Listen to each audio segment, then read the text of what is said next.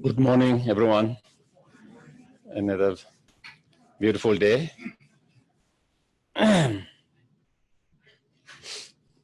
Again, we can start as normal, as usual, with the short breathing meditations.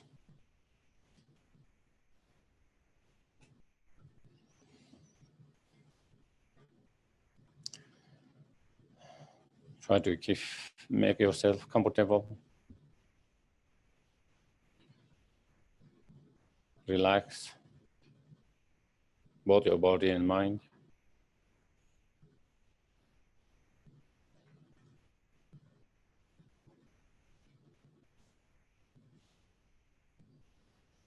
And try to keep your attention or awareness to the breath.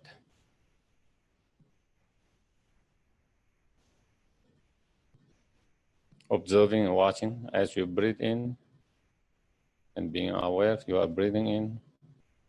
And as you breathe out, observing and being aware you are breathing out. So just try to keep your awareness on breath that way.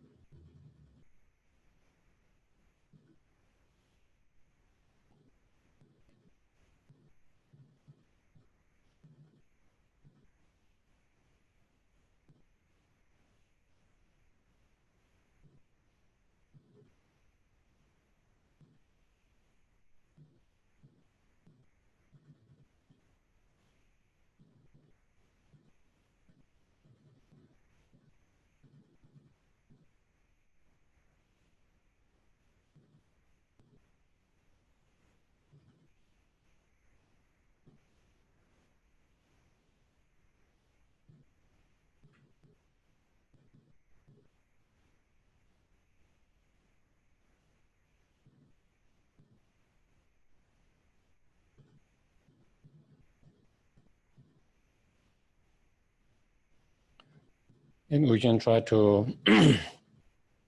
reflect and contemplate, the life in samsara is not always easy, full of challenges.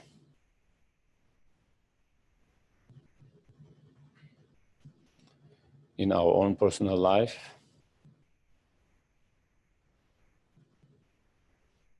as well in the lives of people around us, our families, friends, as well as in the world.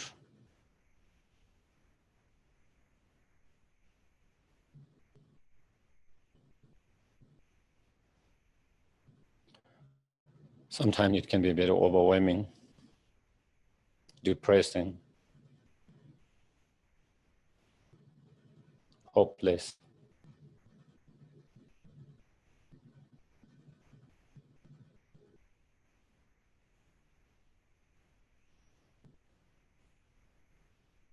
And those emotions can lead to other level of emotions, frustrations, anger.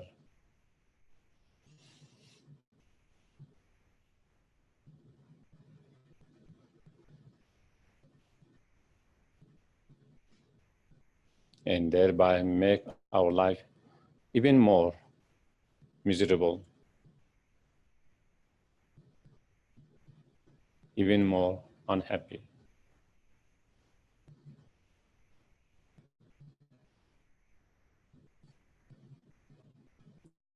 It's only complicated, but we make even more complicated.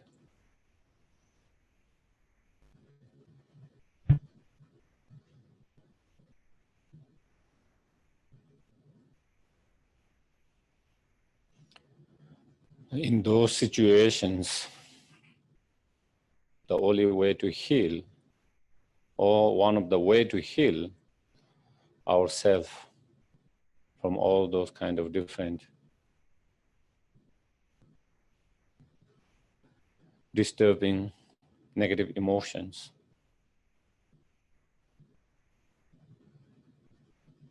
as well to heal with others, to heal others' pain, others' problem.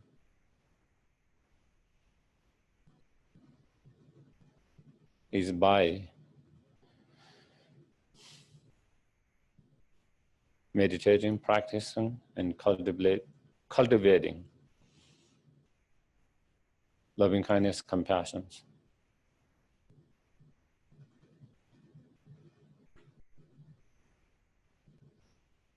towards oneself, one's own life, one's own situations, as well as cultivating loving kindness, compassion towards all others who are experiencing the pain, suffering,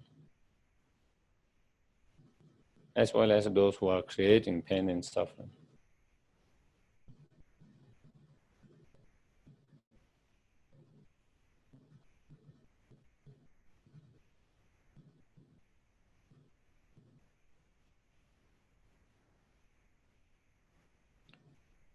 Meditating, practicing, and cultivating loving kindness, compassion is even more needed when there is more challenging, more difficult.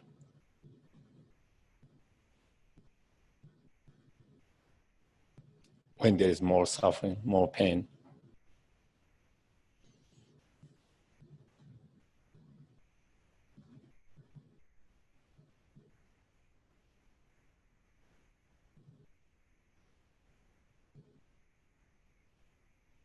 But it's not always easy.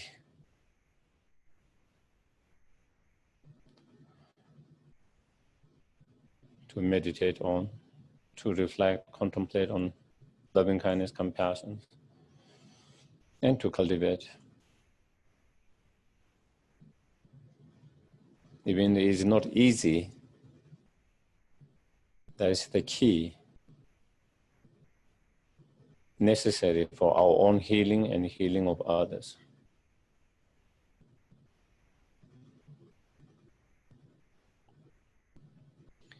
Therefore, we have to try and put effort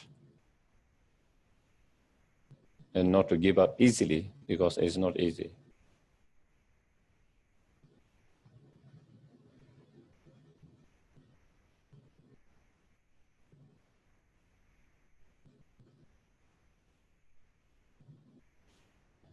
And to be able to do that, we have to be reminded of the importance of practicing, meditating, cultivating loving kindness, compassion all the time.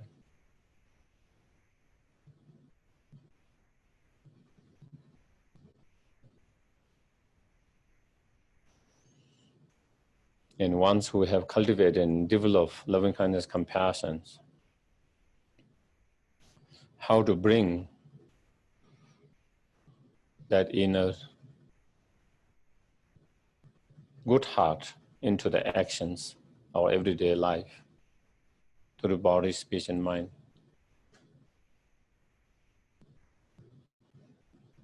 And be benefit to oneself and others.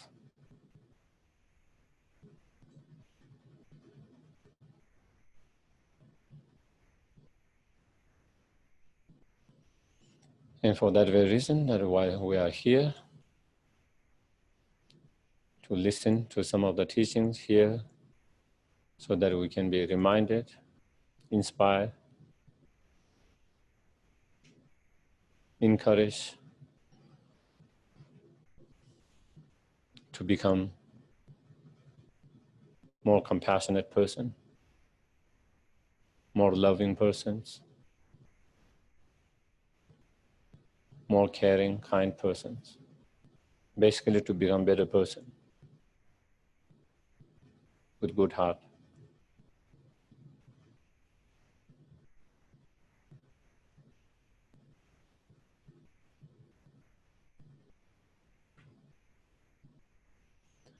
And may our act of coming here together become cause and conditions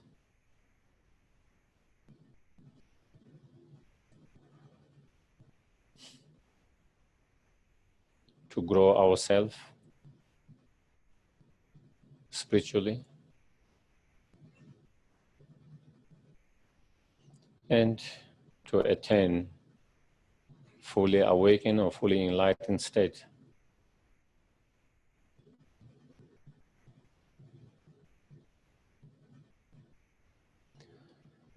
So we can be more service, more help, more benefit to all sentient beings, including oneself.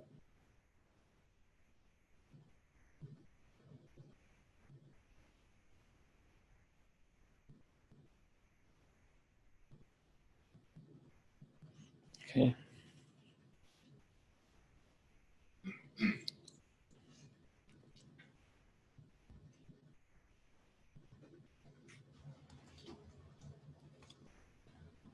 Page.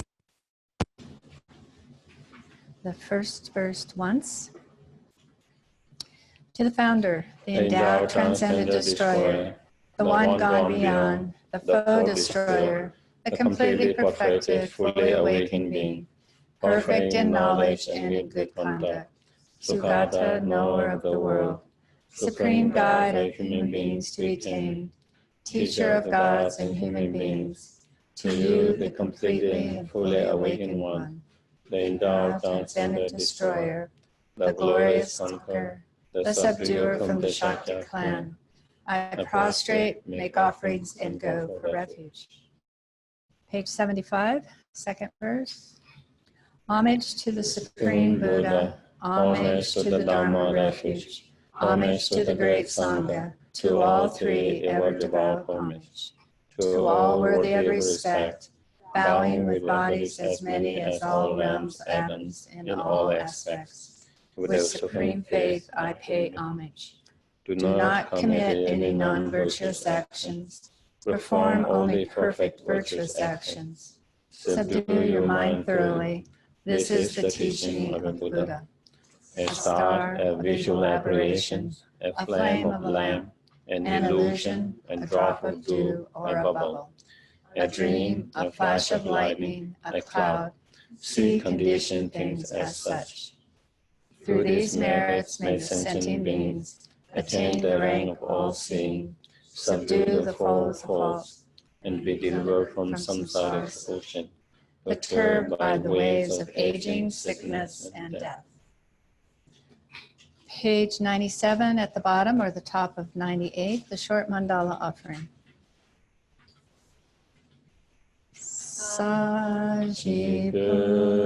Sajipurgi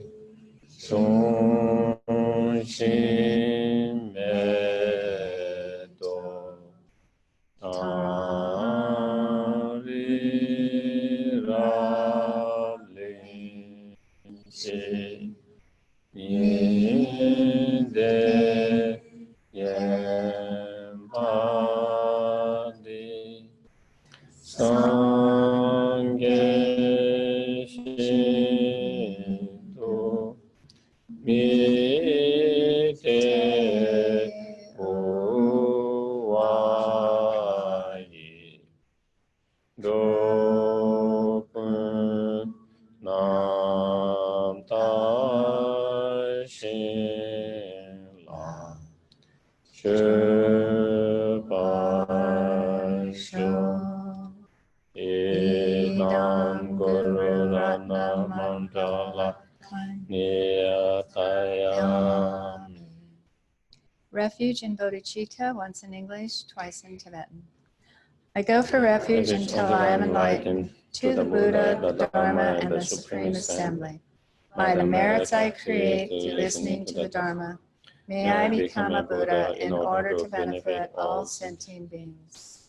Sangye Chodan Soki Chonam La Janju Bardu Dani Gyatsuji Dagi Chushe Gibe Sonangi Drola Pencher Sangye Dubasho Sangye Chodan Soki Chonam La Janju Bardu Dagi Kapsuchi, Dagi Chonegi Pesonangi, roll up and chair Sangye Ju Parsho.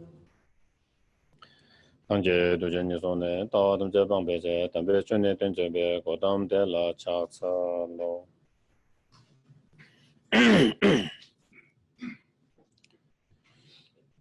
So we have been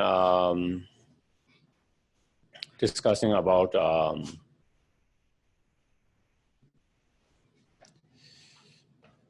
creating all the right conditions as a preliminary practices to cultivate loving kindness, compassion, and bodhicitta mind, the awakened mind of bodhicitta, and how to cultivate and generate the awakened mind of bodhicitta, and having cultivated the awakened mind of bodhicitta, the good heart, then training in the practice of what we call six perfection or six paramita. And within that, we have finished about training the practice of the perfection of generosity, the training the practice of moral discipline, and the practice training the perfection of patience, which last week we discussed a bit on that. In terms of practice on patience, we talk about having patience to be able to endure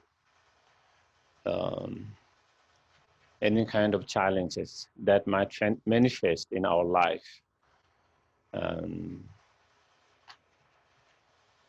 Even though we always try to make things better for ourselves and others. And we should be trying, but sometimes even despite trying, sometimes not all the conditions come together. Many things, many conditions have to come together for something to improve, something to change, something to get better, you know. It's not just one cause, two cause, three cause. There are so many causes and conditions, and sometimes all has to come together. And sometimes we try, but sometimes things, for whatever reason, whatever point of view, sometimes things does not go. And so when things does not go, then we become very impatient, very frustrated, and angry sometimes. And that makes things even worse. And so therefore, even we cannot change it, at least we don't want to make it worse and create extra level of pain and suffering and make more miserable. And that we can do by having some level of patience and to be able to endure whatever hardship, whatever challenges, whatever difficult that we might be experiencing. By being able to do that, then, you know, even we cannot change the situation, but at least we are not creating more pain mentally. And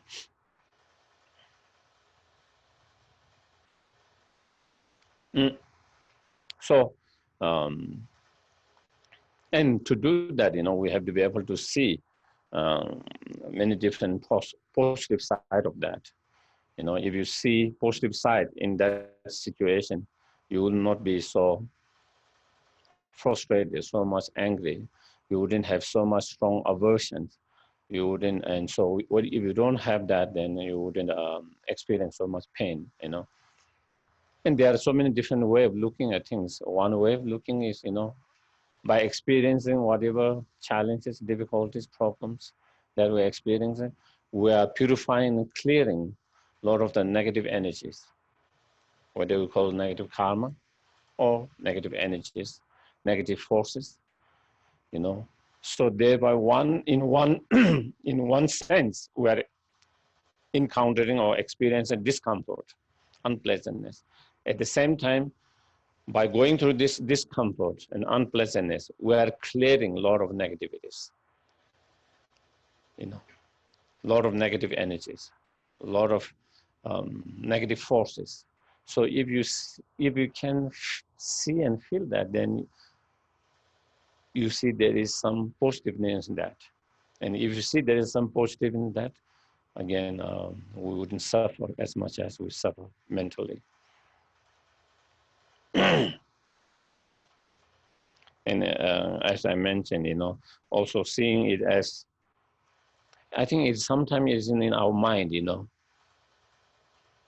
instead of seeing this as a problem, your mind, instead of labeling it as a problem, if you label your mind, oh, this is opportunity, you might have different perspective and different relations. Sometimes is how our mind label things. We can label the situation a problem, or you can label it as a opportunity. And if you label it as an opportunity, you see something more positive. If you label it as a problem, you see more negative. And because the way you see it, according to the way your mind label it, and then the way your mind label, and according to that, the way you see it, then it affects how you respond emotionally. And by depending on how emotionally you will respond, then you will depend on that emotion, then you will also respond the way verbally and physically, and whether you respond in positive way or negative way. And so therefore, it is also important to train your mind to label something more positive, such as opportunity, instead of labeling it as something difficult or problems,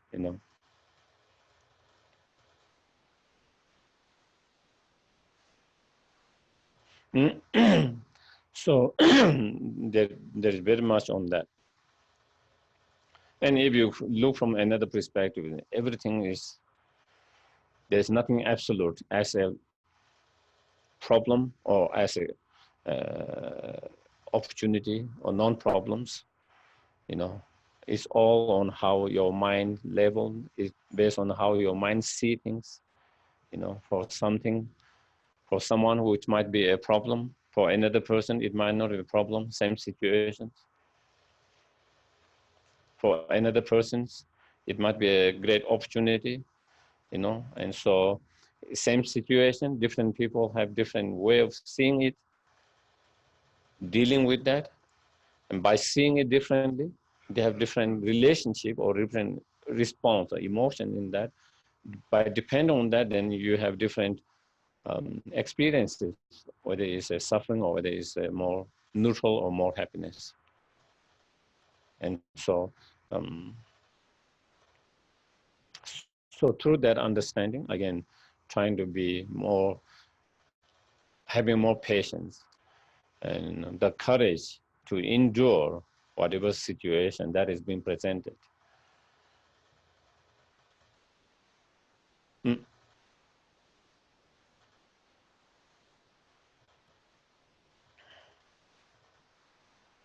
And as I mentioned last week, and quite with many different stories, examples, another way of looking is how, even though again, it might not so easy when you are going through that itself, not easy to see this might be the best thing that could happen to me. But in long term, that could be the best thing that could happen to you. And just reminding that with your own past experiences, for so many people, their life have changed positively and transformed positively and drive into a positive because they went through a lot of hardship. And that was the turning point. The hardship, the difficulty, the problem that they faced was the turning point in their life to take them in a different directions. If that wasn't the case, they would not have gone in that direction.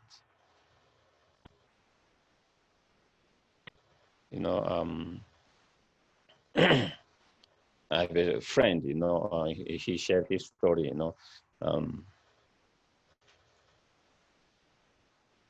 he was very successful lawyer who had around 20 people working for him in law firm, and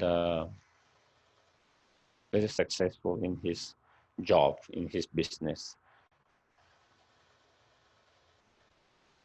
But he was extremely busy. He said he was so busy that he didn't have time for family, didn't have time for himself. He was not taking care of his health, and he didn't notice anything than just his job, He was saying one time, now when he reflect back, he said one time he was waiting outside for a hearing, and then there was one person by the bench, and who asked him, doesn't the leaves look more yellow this year? And he didn't know what he was trying to say, because he never paid attention to all of this, because he was so into his job. All that is all about that.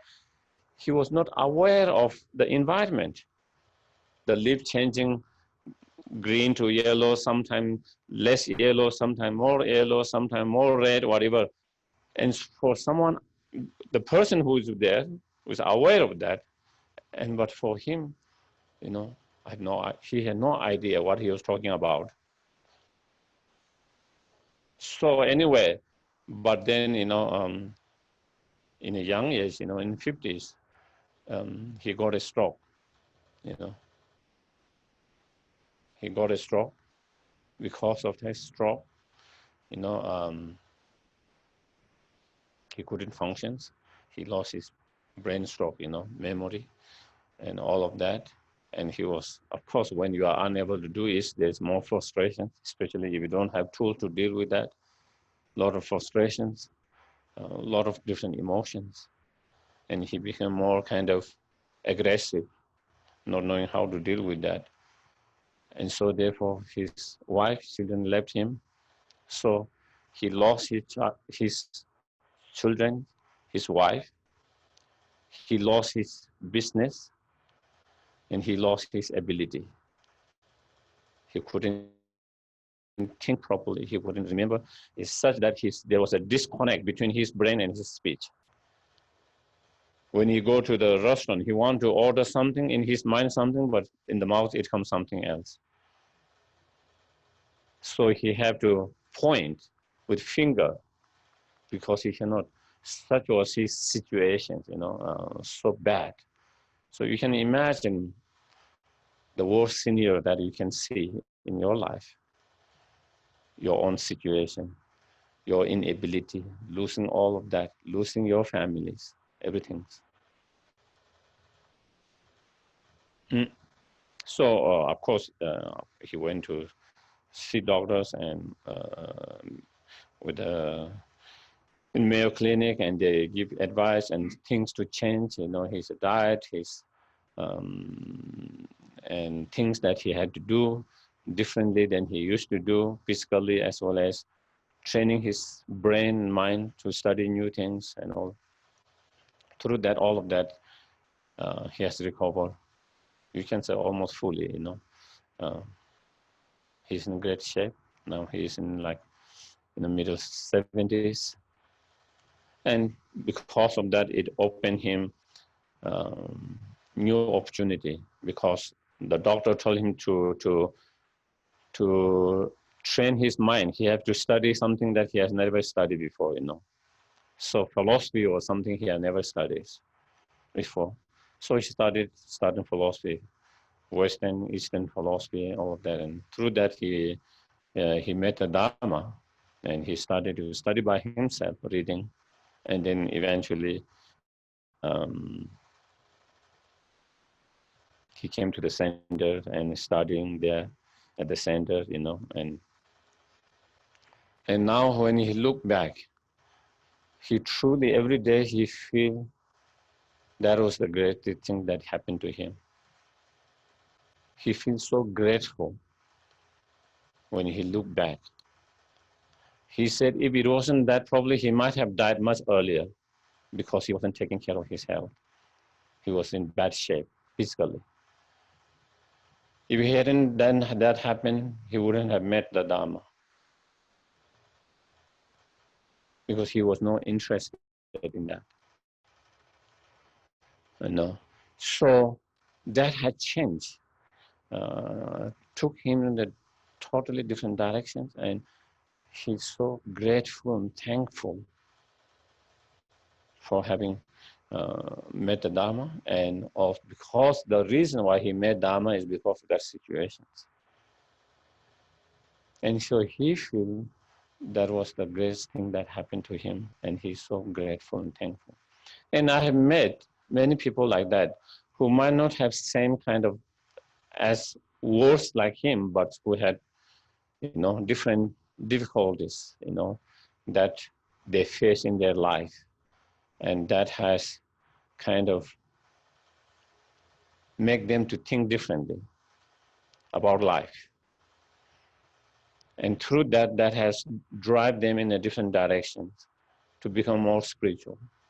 Through that, it has made them more happier in their life and more grateful in their life.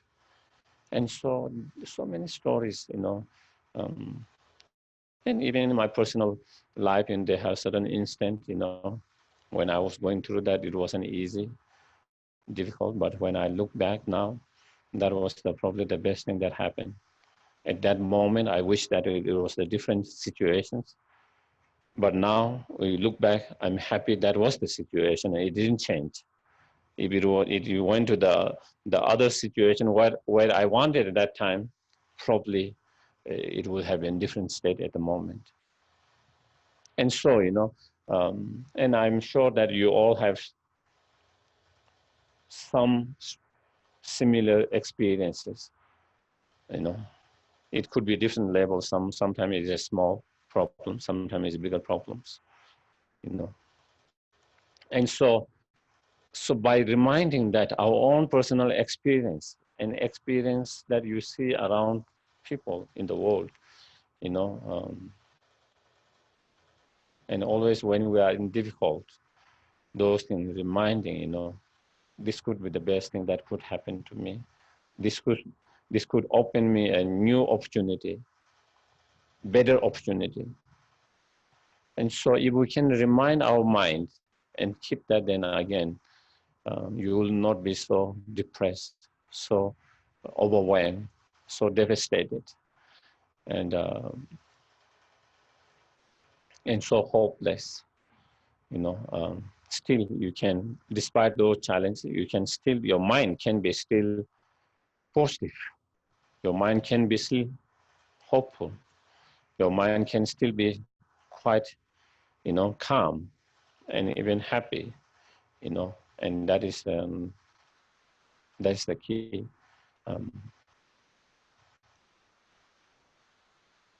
And that can be on personal level, and that can be on bigger level as a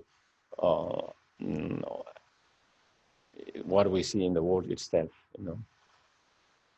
One of the things that is in the world, I think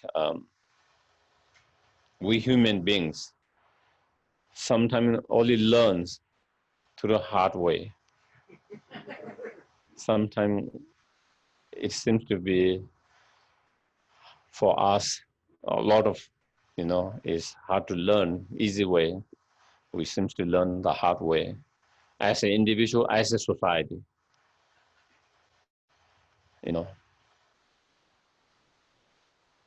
And sometimes those hardships, those are good, because then the human beings does reach a point where then they see they have to come out of that.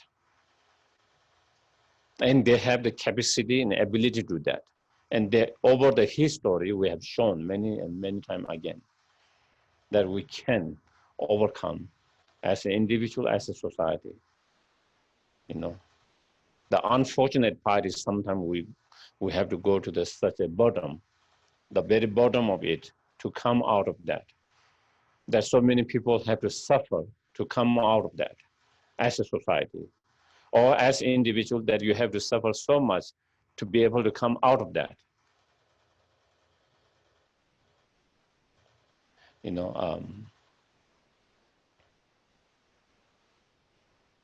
and sometimes I feel that the situation in the world has come to the very, almost like to the very bottom, that now it is time for people to wake up, and more people being wake up and to really come out of that, you know.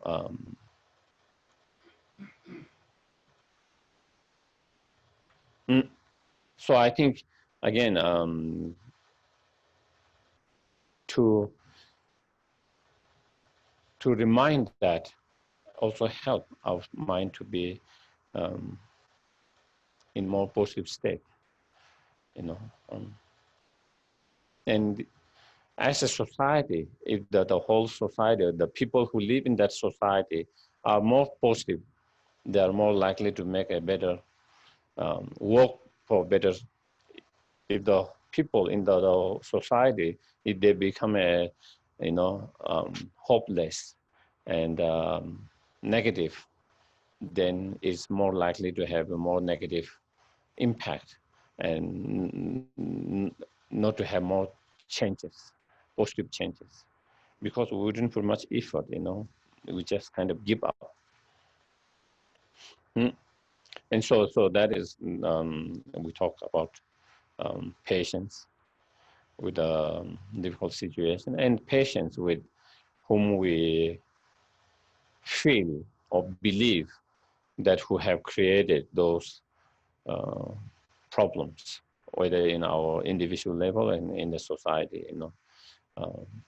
And by understanding whoever, those who are engaging in such a painful, harmful action, behavior, you know, because they are totally overwhelmed by their own defilement, their own delusions, you know. And so they are the slave of their own delusions.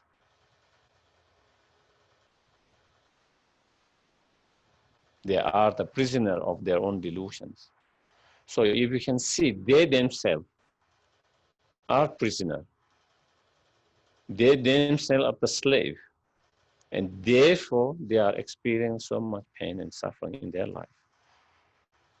And because of their own pain and suffering, sometimes we tend to hurt and harm others. And that is something I always kind of been meant as saying, and which I kind of, my observation and my feeling is, generally, whether it's animal, whether it's human beings, they tend to hurt and harm others less when they are happy. Whether it's animal, whether it's human beings, they tend to hurt and harm others more when they are in the pain, when they are suffering themselves. So that being the case, you know,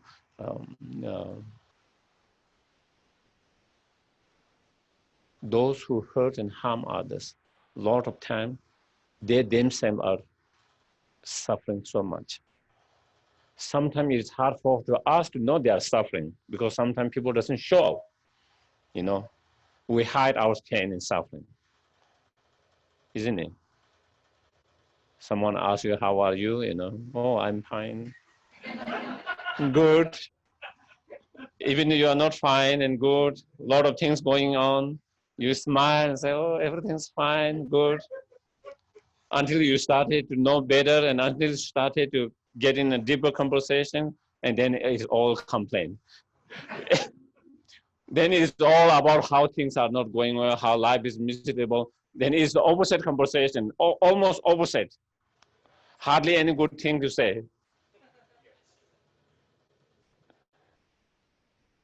And so that is, sometimes it's hard to know someone's pain and suffering just by from outside, you know, because we all try to block ourselves, and for whatever reasons, we don't want others to, unless you are close with them, confident with them, whatever, we try to kind of not share and close. And so therefore sometimes we feel, oh, that person is not suffering. That person is very happy with his actions or her actions, we feel that person is seems like so happy. He or she doesn't seem to be suffering. And then it is more hard to feel compassion with that person when you don't see and feel that they're suffering and pain, But most time, people hurt and harm, especially intentionally, when they are suffering themselves. So through that understanding, we can try to feel more compassion. Yeah. With that compassion, then we have more patience, And so by if we understand that they are their own slave of their own delusions, they are prisoner of their own delusion, therefore they are suffering so much. So when you see that, while we will not agree with the action, but we can feel for that person. And if you can feel for that person, then your mind will not be so disturbed. And so your mind will be not so disturbed and upset and angry. And so your mind can be still kind of calm while you do not agree with their action, while taking the action to stop such action, but at the same time feeling for that person. And so that is, cultivating, training to have a patience towards those which we feel and believe are the souls and who are the creating suffering and pain on individual level or on the bigger level as in the society. And then having patience to endure certain hardship in our practice of the Dharma, in our virtues,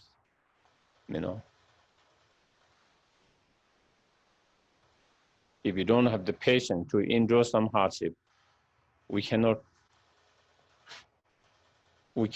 complete and success in whatever we are trying to accomplish. You will easily give up. If you are too impatient, we will easily give up when we are unable to achieve result quickly, when we are unable to achieve big result, when we are unable to achieve result quickly, even though we are achieving result, but it's taking time. Or even though you are achieving result, maybe result is not as big as you wanted. And all of that. And so because of impatience, then a lot of time we easily give up. And because you easily give up, even though you are making progress and even you are going in the right direction, we drop. And then we never reach there. If you have been a little bit more patient, probably you will have reached there because you are going in the right direction and you are on the way. But being impatient, then we can easily, and then again we have to restart everything from again. And we keep on doing that again and again, And that is also a lot of time it happens to even our spiritual path. You try something and because you're impatient or this, then you try go to another different spiritual path. Again, you try something, again, you're impatient, and you keep on going from one place to another places. And at the end, you have never accomplished or success in any spiritual path. Whereas if you try to focus on one part, probably it will have lead you to certain, whatever spiritual path you follow, it will have lead to certain result, certain better result, And so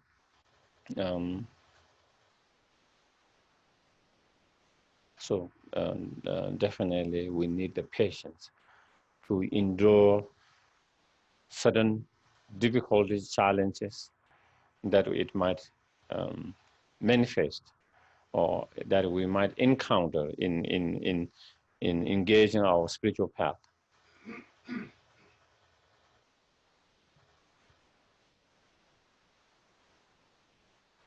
And if you are impatient, to anything, whether it is towards a difficult situation, whether it is towards someone you believe, feel they are the one who created that problem, suffering, pain, or whether it is towards our Dharma practice or any activities that we are trying to engage into, even worldly things that we are trying to, achieve, accomplish, and when we are faced with certain challenges and not having patience, so when you become impatient, then that impatience give rise to many other negative emotions, frustrations, self-doubt, or um, suspicious towards others, you know, or suspicious towards the path itself, the practice itself. Doubt, either we doubt ourselves, our ability, or we doubt the path itself, you know. Um,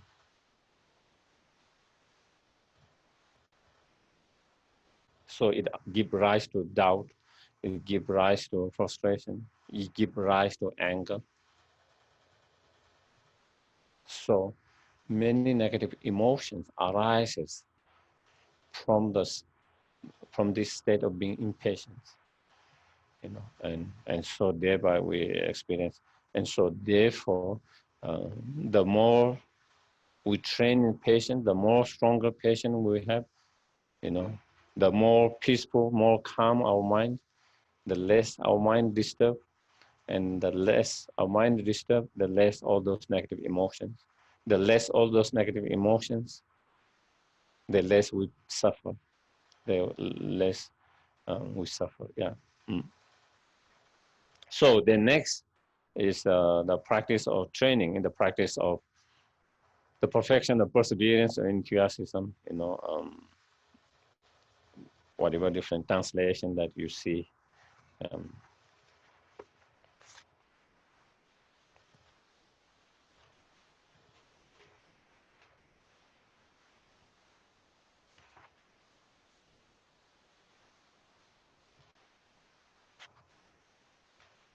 verse number 28.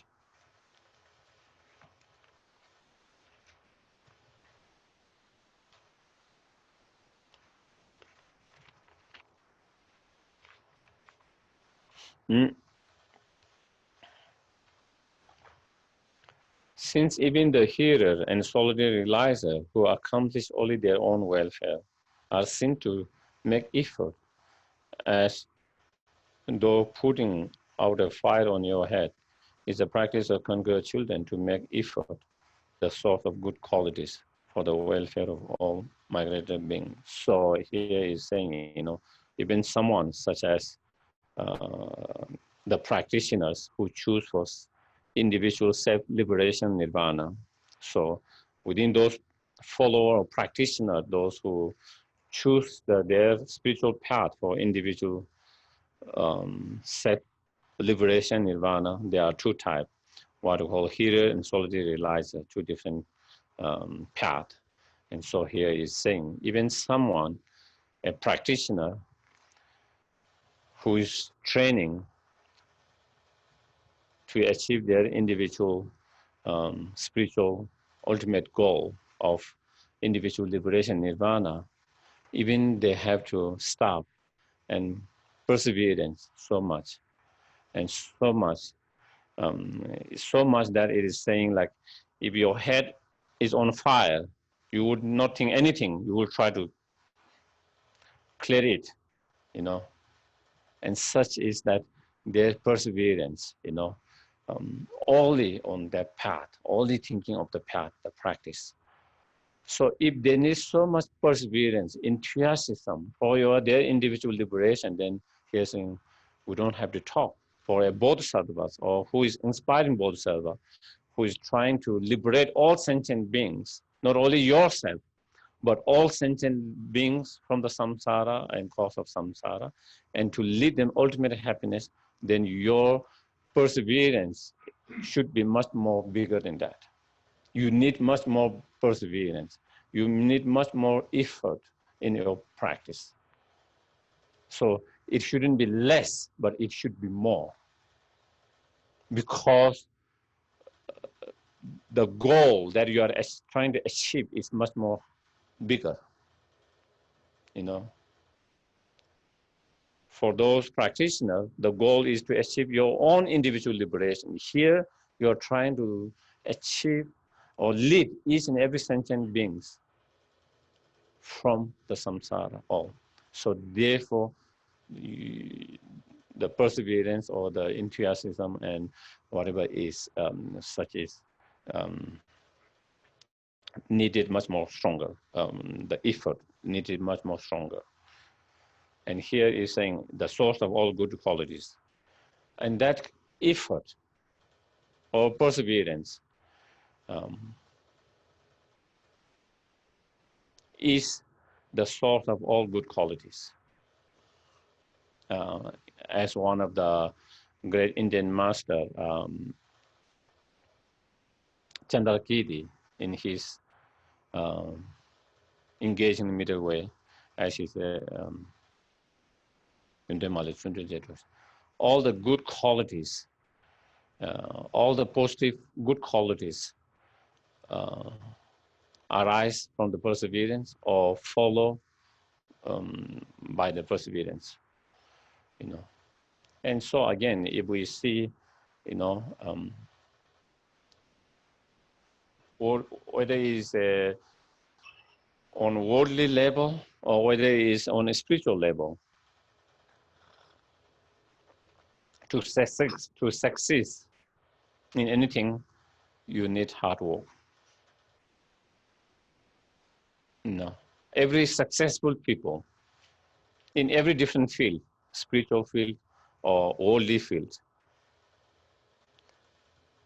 all of them have reached the peak in those different fields or success those who have put their hard work, you know, is one of the key factors. Of course, you know, from Buddhist point of view, you need some support of karma, you know, karmic potential there. Maybe ordinary, if we don't talk from, you know, karmic point of view, you need some luck. If you do say, okay. In our worldly conversation, we say luck. From Buddhist point of view, we will be karma, karmic potential. It's a different term we might use, but basically it's the same. So a little bit of luck and or the karmic potential, and then together with the hard work, then you effort, then you can succeed, you know. Otherwise, even though we do see some exceptional cases, people who have been successful even without so much effort, hard work, because that is, they have done the hard work, the effort in the past, okay? They have done all the hard work, the effort in the past. So again, even though they didn't do so much hard work in this life, but they have done all the hard work. They have put all the effort in the past. And so it is like you have put the seed and water, everything, and just ready to the sprout to, grow, the sprout to come out and grow. And so that is what they already did, put everything, and now this life, the sprout is growing. But it came with all the effort. And so therefore, and definitely our spiritual realizations and good qualities definitely, you know, has to come through effort. We talk about, you know, if we talk from Buddhist point of view, even Buddha Shakyamuni, from the ordinary, general, ordinary point of view, and expect, he's known to have already achieved 10 bhumi of Bodhisattvas, and this is his last. This was his last kind of the jump or the last stages. So he was already highly realized Bodhisattva in 10 bhumis. Even with that, the effort he put to achieve enlightenment, 6 years of meditating in one place, hardly moving, so much effort. You see some of the image like almost reef. You see only the reef. I think there is a very famous statue is now in, I think, Pakistan, and in one of the museum. And I think maybe sometimes they travel and you see the picture of that.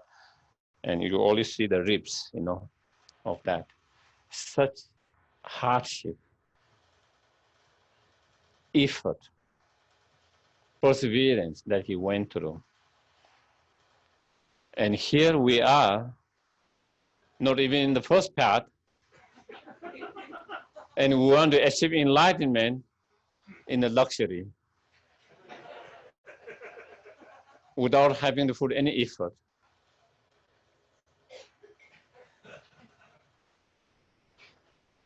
It's not so practical.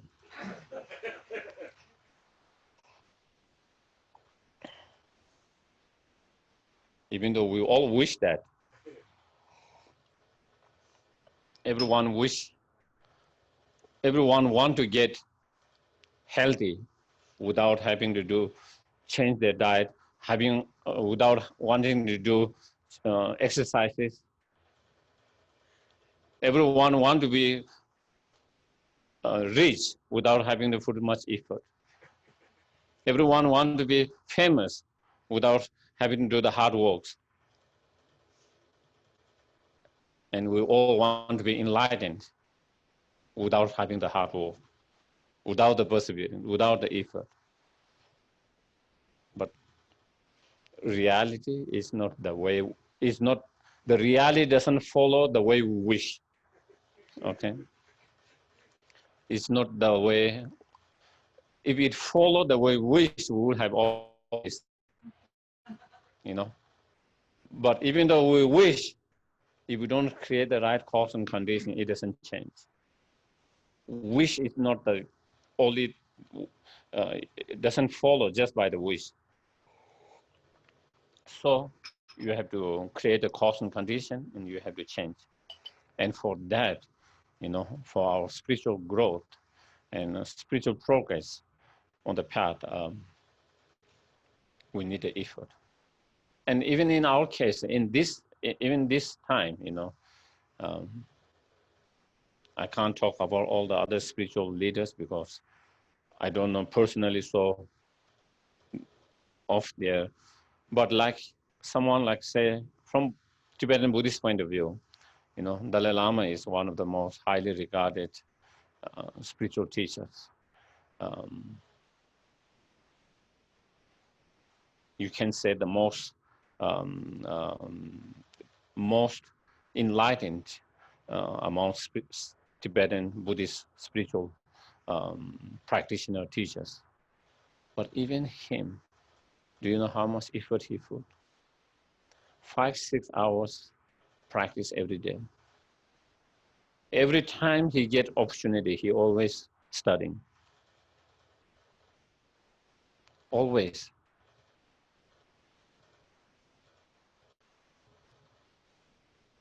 Even when he was in Mayo Clinic, I think a couple of years ago for some checkup, I think he had to be there for maybe 2 weeks or something. And because he didn't plan to spend so much time. Once they did some general checkup, then they saw something, and then they wanted to do more checkup and make sure that, and so he had to spend more time.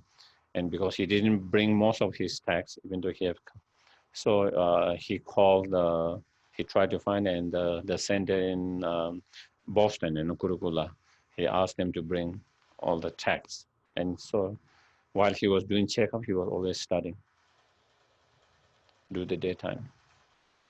And such is, even I've seen most of my teachers, whenever I go to see them, they are always studying, always. Sometimes they were studying and they're so deep, sometimes you go and you knock, sometimes even they wouldn't hear it. And so, such is, so such are the one who put so much effort and perseverance.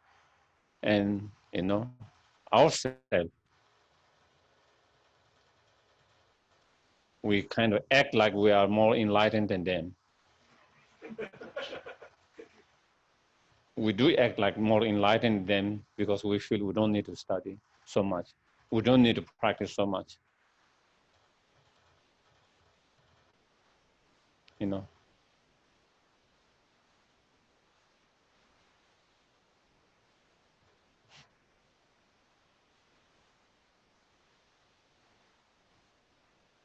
And this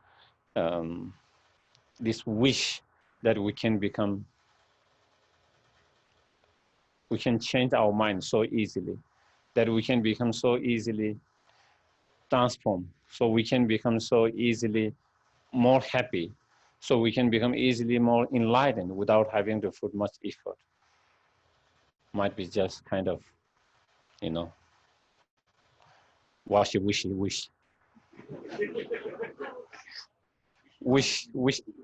Wishy-washy wish.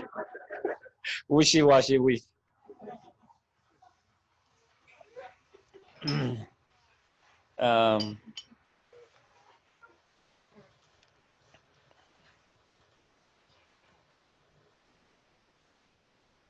So I think that should kind of wake up us, a little bit. If Buddha Shakyamuni, who is very highly realized, 10 Bhumi Bodhisattvas, he have to put so much effort. If someone like Dalai Lama, who is put so much effort, that is why they have been able to transform. That is why they have become more enlightened. That is why that. And with us, we don't want to put so much effort. And then I think at the end, we can become a kind of low self-esteem,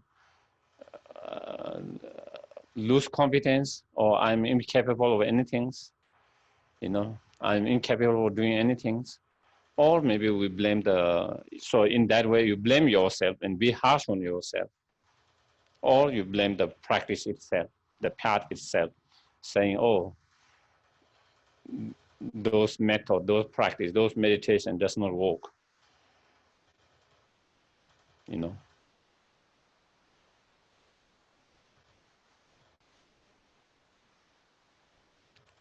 Instead of neither is the path which is wrong, neither the meditation method is wrong, neither you don't have the incapacity ability. It is that you just need to give more effort, more practice. The Buddha didn't become so enlightened just because of he was so intelligent and without any effort. It's always the effort. In the end, it is always the effort that counts. And I think I have shared stories in the past, here and there. I don't know whether some of you remember or heard. Even in monastery, we see, when we started at the very beginning, like in one class, 50, 100, 200, 300 different classes. They're students, and some of them very smart at the very beginning, who can understand very easily. When the teacher explained one time, they just got it, very bright. Some of them, the teacher has to repeat 5, 6 times, still they don't get it, And again, still they don't get it, and then they have to go and study themselves or need the help of other classmates to explain them again, all of that. But over the years, once you finish, some of those, the least bright one become much more better than some of those more bright ones. And because it's not because those who are least, and some of them have so much food effort, never give up, and so much effort, perseverance. And in the end, they become better. And then some of them who are smart, because they think, oh, I can understand easily, so then they become a little bit kind of what you call negligent, careless, and they don't put so much effort. And at the end,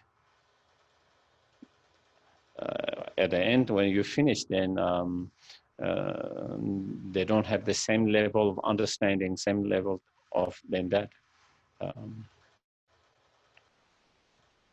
And it is also the story. I don't know. There is also in Tibetan, but I think it is also in in English book. I guess the competition between the rabbit and the tortoise, hare and tortoise. Yeah, and so that is another example. Perseverance. Even you are not fast, if you have perseverance and you don't give up, you continue to do that, then you can reach where you want to reach. But even you are very fast or bright, if you don't put perseverance, if you don't have perseverance, you will not reach what you want to reach. And so sometimes instead of understanding, oh, it's due to my lack of perseverance, due to lack of my effort, sometimes we might be harsh on our ability. Do you get it? Our own ability, and think I'm not smart enough.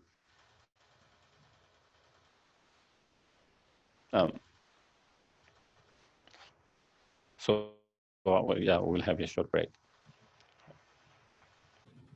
So we talk about perseverance or effort, but then I want to kind of clarify a little bit the difference between the perseverance in general or effort in general, and when we talk about perfection of perseverance, the practice of Bodhisattva. Okay. Of course, we can have, as I mentioned, we need to have perseverance, effort in every activities. But here, when we talk about the perfection of perseverance or effort, here we are talking about not just perseverance, but the perseverance in virtues. That is, so it's not just a perseverance in anything, perseverance in virtues, okay? So that is the perfect, when you talk about perfection, the practice or training in perfection of perseverance, that is part of Bodhisattva's practice. We are not just talking about perseverance to anything. We are talking about perseverance towards virtues. So that is, yeah. And not only perseverance here, that particular perseverance that we are talking about, or effort we are talking about, is by nature, this particular practice of the perfection is, by nature, is a joyfulness or delightfulness in performing virtues. So it is not only effort and perseverance in virtues, but there is the delightfulness and joyfulness in that performing that virtues. That is the real practice of perfection of the perseverance. So we talk a little bit about the perseverance in general. So here the perseverance is not only in any object, but towards virtues. Not only is perseverance, sometimes you can have perseverance, effort, but without any joy and delightfulness, feeling burdened, stressed out. Do I really have to do the meditations? It's a big feeling kind of burden instead of joyfulness, but here, when we are training here as the perfect, it is not only perseverance effort, but joyful effort, delightful perseverance. So that is, in that way, that's why you can see that kind of perseverance is not as easy. General perseverance, it can be easy to us, We have certain level of perseverance. We do have certain level of effort. And maybe even in practice. But sometimes there's no joyfulness, delightfulness in our practice, in the virtues. And that is where this practice is more kind of advanced or not as easy, you can say. And that is why it comes even after patience. Why this practice didn't come early.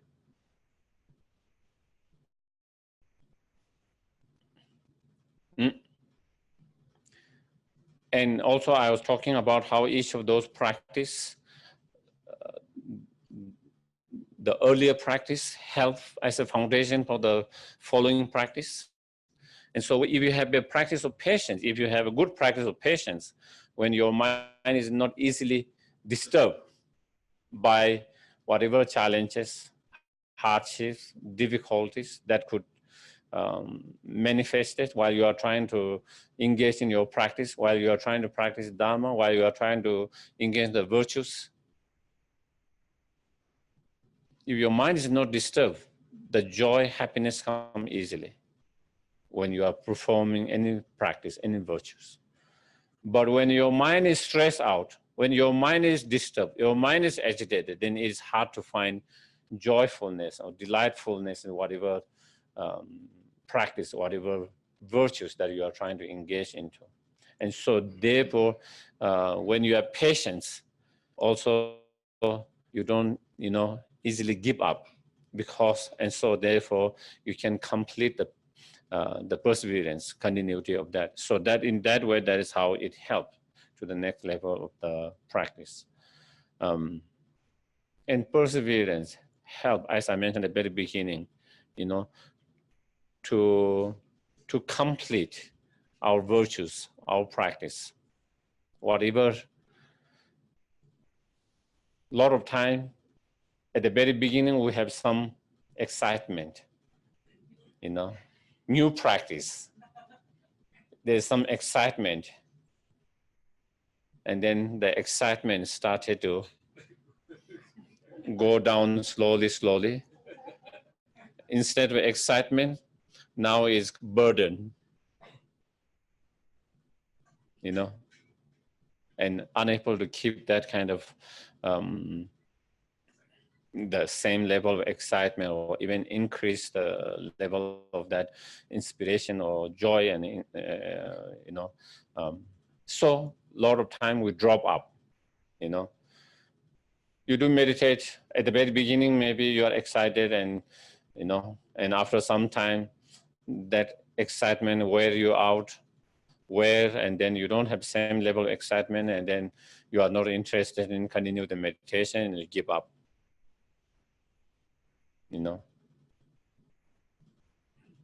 And then maybe you hear and you find another practice, new practice, excitement. Oh, maybe this is going to be something else. And then again, you start doing that practice for a while. Again, slowly the excitements wear out, and you don't have some excitement. Again, you don't have same kind of inspiration, some kind of excitement, some kind of joy in that practice, and then you give up. And then again, so we are always we have this materialistic attitude, even in spiritual. You try something and you lose the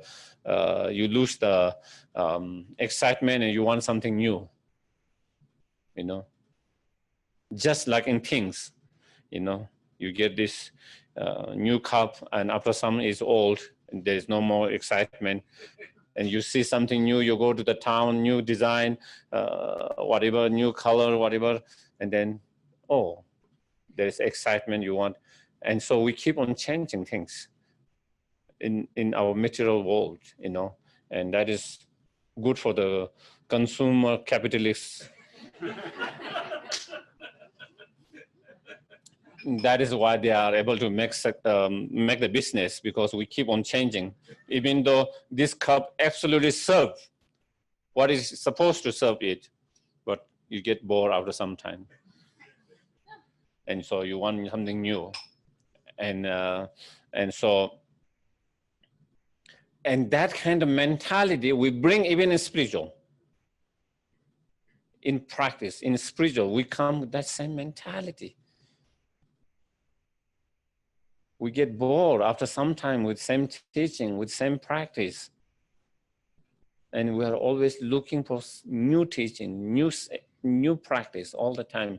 And again, there is excitement for a while, and then again, the excitement's gone. And so there's no continuous perseverance in your practice, same practice. And so when there's no continuous perseverance, whether it's study, whether it's practice, you are unable to complete. You study when we have new program, excited for a few days, few weeks, few months, and then excitement is gone. So you never complete that program or that studies, that teachings, Or same in practice, we try for a while and so therefore we are unable to have better results. And so we are unable to complete what we are trying to accomplish, whatever, achieve, whatever. And so, because we don't have the perseverance. And when there is a perseverance, then, we keep on doing it, and then that will be able to lead to the completion of something. And when there is a completion of something, there is same level, it gives you some level of confidence that you have achieved something. And that helps you for the next practice. And that is one of the advice, like you see in Tibetan, all Tibetan lineage, there is very much emphasized on certain preliminary practices, and at the very beginning, a lot of people, when they hear about all this preliminary, they are scared, They're scared to do it because it seems so much. But once you try one and you are able to accomplish that, then it gives you a confidence. Even it takes you a long time, but if you continue to do it, once you have completed, then you think, oh, I have done this and I should be able to do that. It gives you more confidence. And that is what I've seen in many students at the very beginning who are scared, but encouraged. And once they did one, then you don't have to encourage. Then there's, from their side, there's excitement. There is the courage and to do that. And so that is where through perseverance, when you are able to complete something, any study, any practice, any program, and that not only you are able to finish that and complete it, but also it gives you a certain level of confidence. And also a certain level of discipline in that too, because, and so the perseverance help us to that. And so in order to have this kind of joyful perseverance towards the virtues, so that we can have a training in that perfection of perseverance, there are obstacles, like everything, and there are supportive conditions, and in practice or anything, in everything. So there are the obstacles to have that kind of perseverance is, the laziness, One of the laziness is that what doesn't, laziness kind of make us to be couch potato.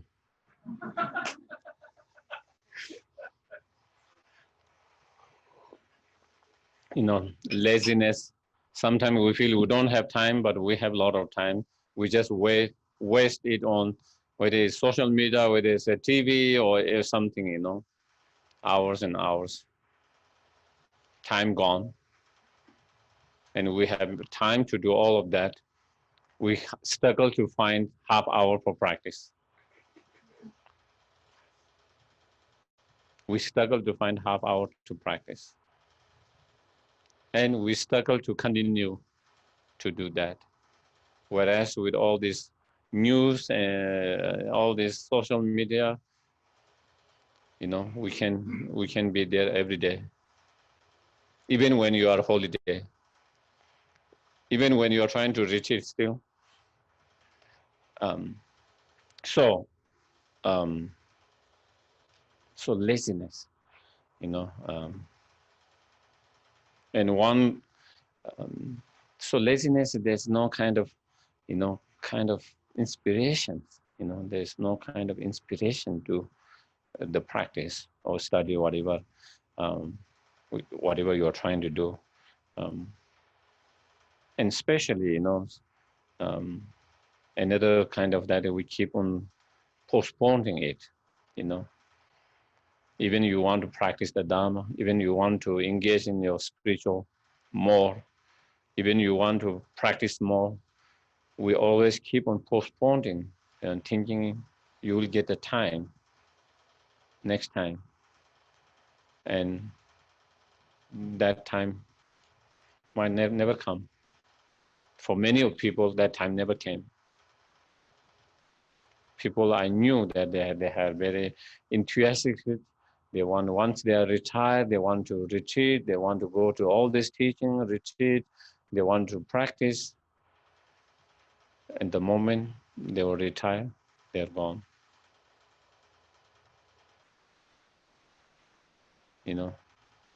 And so this keep, instead of utilizing whatever little opportunity, time you get, utilizing it, we keep on thinking that you will have time later to do that. And that can be very, very deceiving, misleading, which has deceived and misled many of the people. And it could be for us. And so that keep on postponing. And in order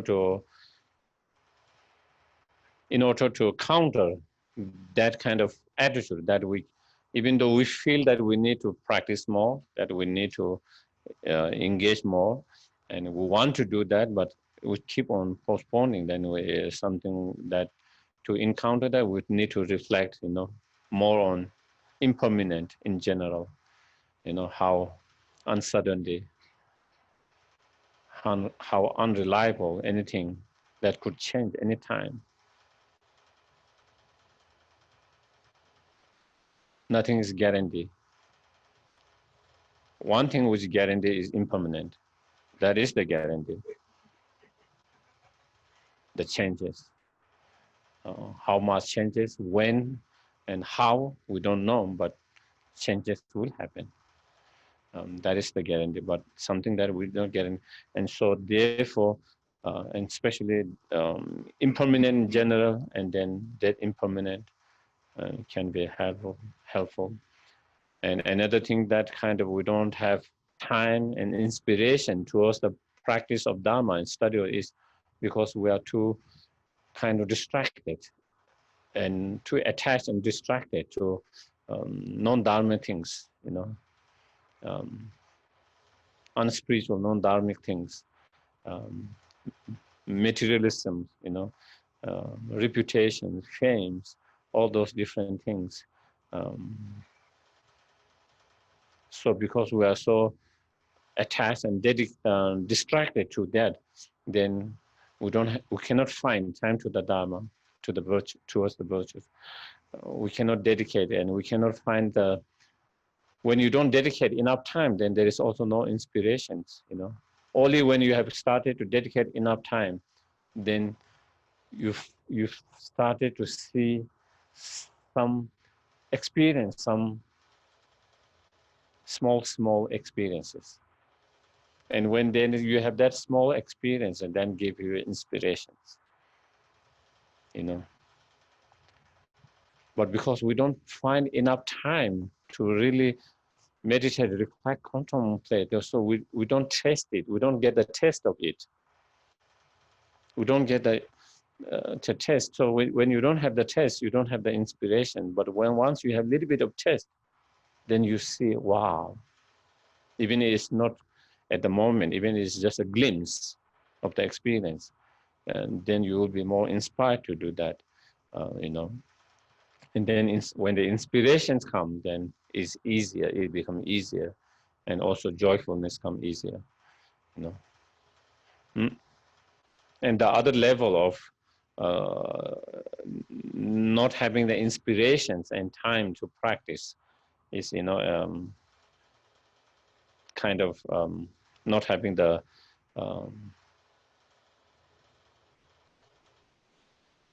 confidence in yourself, you know, as I mentioned before, you know. Maybe meditation is not for me, you know. So you already give up.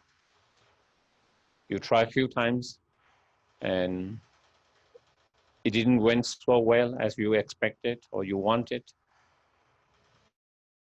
And then you think, oh, meditation not for me. Or this practice is not for me. Or this practice is not for me. You know, I don't have the ability to do that. Not having confidence that with a practice that you can actually, with a practice and familiarity that you can, that practice can be easy, and that practice can be beneficial and helpful, you know. So giving up from the very beginning without really trying over the time, and so that is one of the things I often hear. You know, some people say, "Oh, you know, I'm good at understanding like emptiness or something, whatever those where you use a lot of analysis, and but I'm not good at compassion, and I'm not. So it is like you already kind of give up from the very beginning, you know. But if you practice, meditate, and contemplate, even though it's not your natural, compassion is not your strength at the moment, even it's not so natural, but if you work on that, that will be natural. That will be more. That will become a strength. But then you just because it's not natural, then you feel it's not for me, and give up. And for some others who are compassionately natural, more natural, compassionate, they have this compassionate, and it's not so difficult for them, more easier. But then they have more difficult with understanding emptiness, impermanent, all this more, where you need more analysis, more intellectual reasoning, logic, and then they feel, oh, this is not for me. I'm not for that. Do you get it? And again, you already give up from the very beginning. Instead of thinking, that can also be natural and easier if I put effort, time, and focus.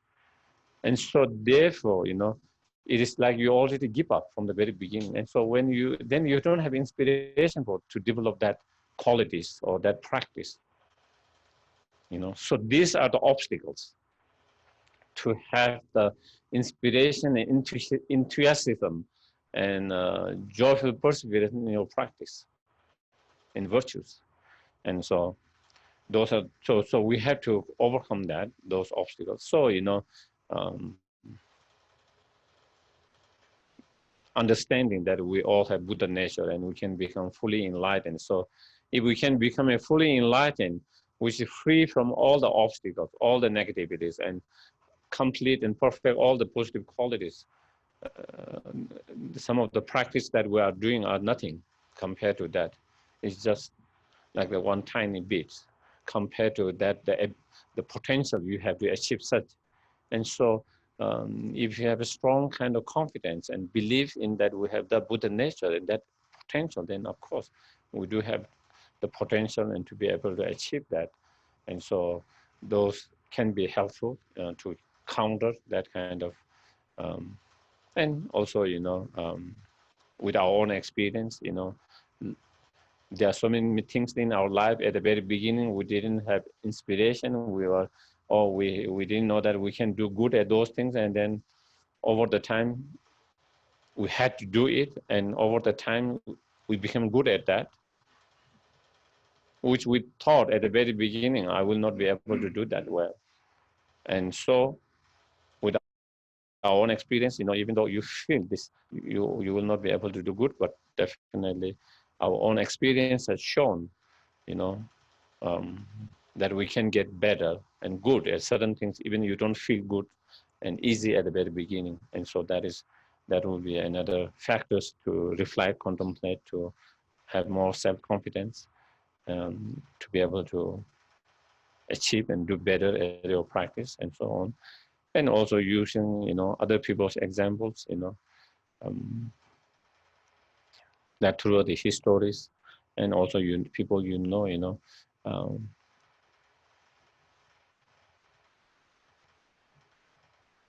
who had very difficult at the very beginning because they don't have natural kind of talent in that particular areas, that particular field, but because they had to work hard on because of something, and then they work hard on and perseverance and effort, and then eventually, they become almost like faultless and very smooth and very easy and all of that. And so again, with that, we all have the same potential, knowing that can be helpful. And then creating the right conducive conditions, all the right conducive conditions. And as Shandeva explained, the four supportive factors to have that kind of perseverance. And aspiration is one of them, having the confidence, self-confidence in another. And third one, trying to cultivate joyfulness in your practice, your virtues. And fourth one, to learn to relax when you need to relax. Those are the four factors, supportive factors, in order to have the inspirations for anything, you need to reflect and contemplate on all the benefit of the practice, just like any external object. The more you see the benefit of this cup, even though we have a lot of complaint why all the teachers are using example a cup. They always say, all the teachers, why they use always the cup? I guess maybe it's easy to grasp. It is in front of you, and maybe you can use it while you are drinking it. I don't know. That seems to be a kind of natural kind of. Your mind is pulled towards that for some reasons. And so the more you see the benefit of that cow, the more you have aspiration wanting that, and same way in any practice, the more you reflect, contemplate all the different temporary, long-term benefit of those different practices, virtues, whatever, the more you understand, the more you have inspirations to develop that qualities, that practice, that realization. So whatever, and so that is something you need to reflect, contemplate from many different point of view, by reading or by using your own reasoning, logic, your own experiences. And so that is one you need to contemplate all the benefit and advantage of that practice. And the more you feel it, the more you have inspiration to practice, to cultivate, to develop. And then, not only the inspiration, then you need to have certain belief. Yes, please.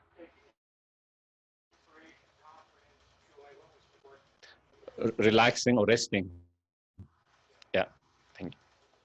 And some level of belief and confidence, Even this has incredible benefit, but if you don't have belief and confidence, you can achieve that, then again, that wouldn't drive you to do that. Do you get it? There is so much, all the benefit there. You have the inspiration wanting to do that, but at the same time, you don't have the belief and self-confidence. You can actually achieve or develop or can do that. And so that kind of strong belief and self-confidence is another factors. Um, um, when you have a strong belief and self-confidence in yourself, and then the inspiration, then definitely effort will come more easily. When you think that something can be achieved, that can also have more inspiration as well.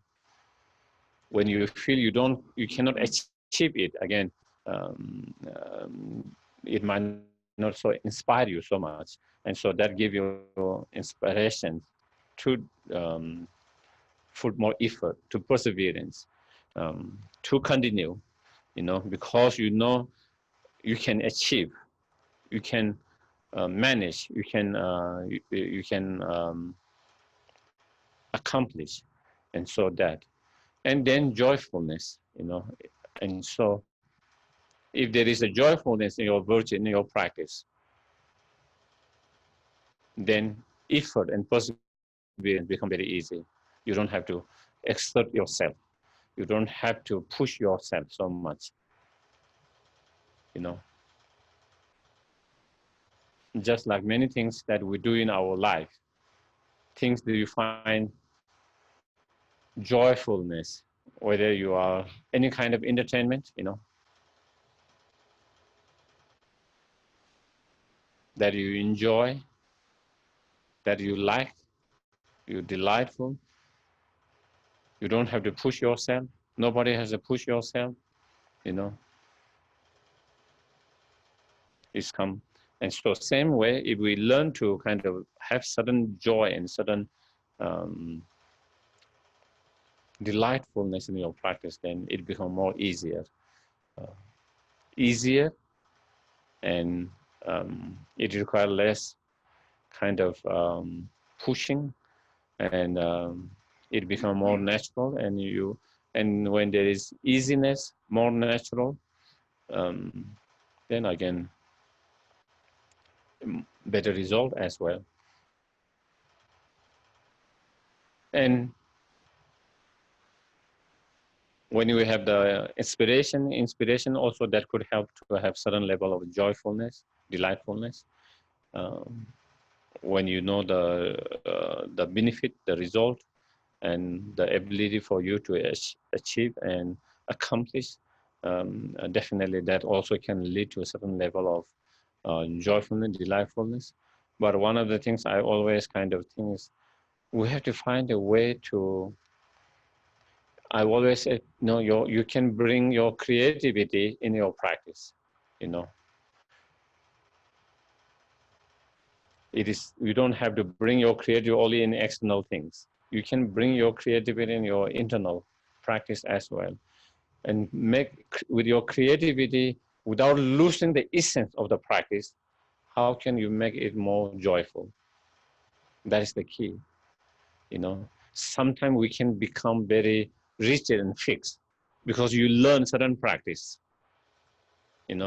certain way, through the teacher or by reading it in certain way, and certain meditation, there are certain way, and sometimes even you don't enjoy so much. Still, we try to hang on that and very strongly on that, and because we have reached it, because we think that is the only way that you can have certain changes on that. The point is you don't lose the essence, but you can be creative to make it more suitable for your mind, suitable for your way of thinking, and then become more kind of enjoyable, more delightfulness. It's like, again, I'm going for the cup.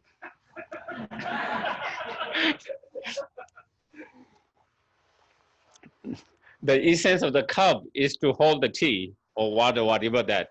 Without losing it, it can be different shape, it can be different arts, it can be all of that, according to what you like it, the shape you like it, the color you like it, the art you like it. But the essence is to help us to drink, keep it. Same way, without losing the essence, main focus, essence of the practice, you can change the way it is done according to your needs or your inclinations, according to your way of, and so if you do that, then you will start to enjoy more, you know, and yeah, that is so bringing that factors and finding our own way to do that, you know. And I again, that is, I always, as you have heard, I always, that is another beauty of the Dharma. It is, it is not always rigid and fixed, you know.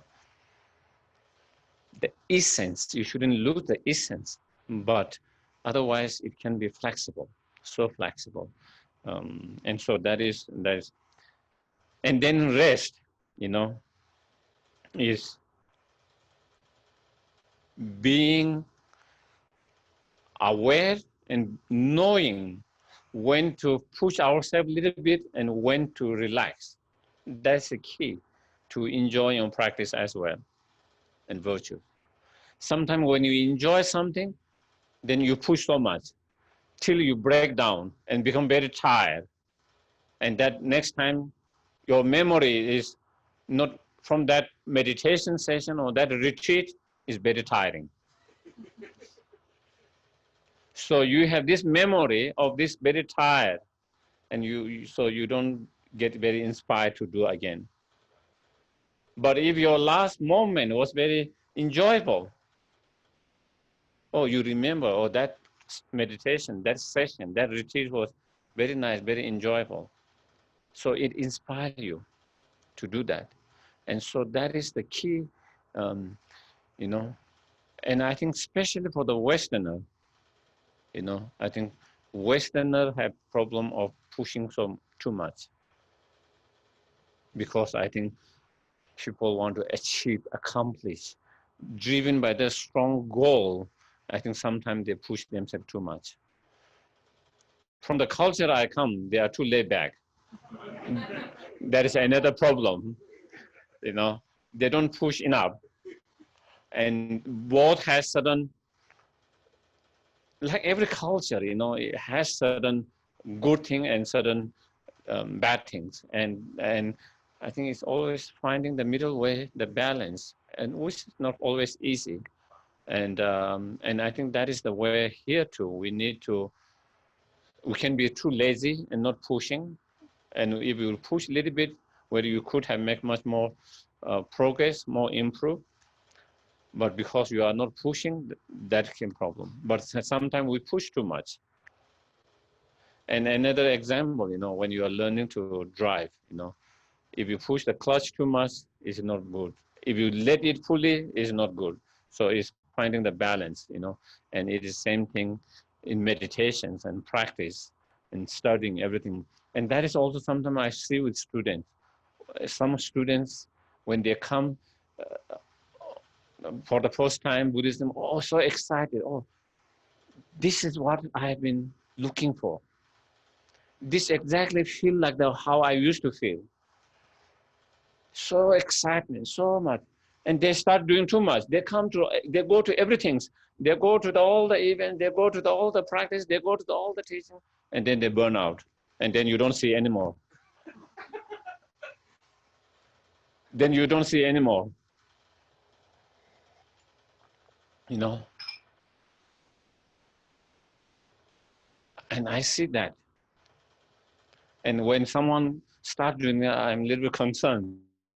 You know, when at the very beginning, and so that is the key, you know. And so same with the practice. When you are meditating, practice at the very beginning, you make certain intentions how much you want to meditate.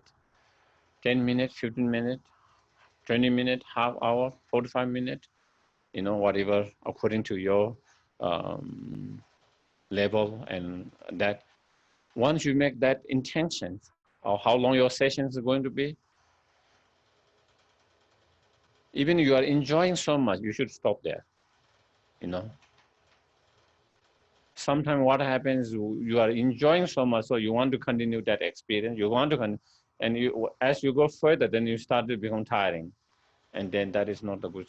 So you should learn to rest while you are still enjoying, and you should learn to relax and rest when it is needed. Sometimes your body needs some rest, relaxation. Sometimes your mind needs some rest and relaxation. And so knowing when to do, being aware and knowing when to do, and doing that is key. And if you have that, then you will have better continuity of your practice, more likely to have better success and continuity of that. And so I think that is not only in practice and meditation, even it is same with when you are trying to be, helping others as well. Knowing when your body and mind need a rest, and taking the rest when it needed, and refresh until you burn out, and then you have an allergy towards others, And you often see that again, people who want to do so much and who do so much, and they don't know how to relax, how to take care of themselves, and then they totally burn out, and then they have a different experience and some kind of bitterness. I heard, some people get sick, physically sick, when they see the office. If they are working at office, and because they get kind of burnout, for such a bad in some cases, just by seeing, whether it's the person or by seeing the office, whatever the place, physically they get sick. How bad it is. It can become like that. And that we end up that situation because we didn't know how to rest and relax when it is needed, and take care of yourself, your physical state and your mental state. If we take care of that, when we need to relax, when we need to rest, we do, then we will be able to do more for the long term, and you don't have that kind of feeling. And so I think, so these are some of the factors to have a more continuity, perseverance, joyfulness in your practice, your virtuous actions, all of that.